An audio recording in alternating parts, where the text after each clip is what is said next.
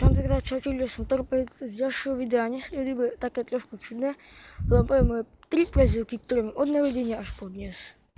Prvá prezývka je taká, že sa trošku za ňu hanbím, no ne trošku, ale určite, veľmi určite.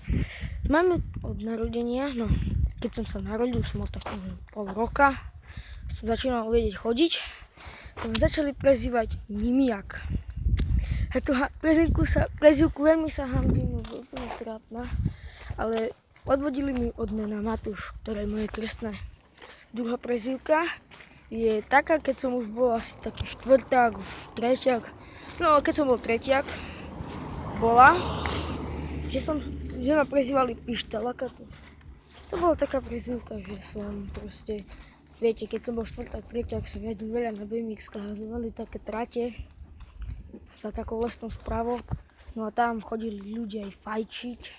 Áno, fajčili tam, ale ja nefajčím. Fakt nie, vysahám. Vysahám na svoj YouTube kanál. No a proste sa ma začali prezývať Pištelaka, lebo som tak jazdil a proste aj tak som tedy rozprával ako on. No a tretia prezývka, ktorú mám tu teraz, sa volá Malý Dunčo.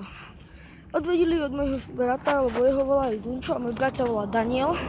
Začali ho volať Dunčo a keď som prišiel na druhý stupeň, tak ma začali prezývať Malý Dunčo. V začiatku sa mi to nepáčilo, lebo ma s tým provokovali, ale potom som to prijal a som si robil z toho srandu aj ja. OK, ja sa s vami lúčim, čaute.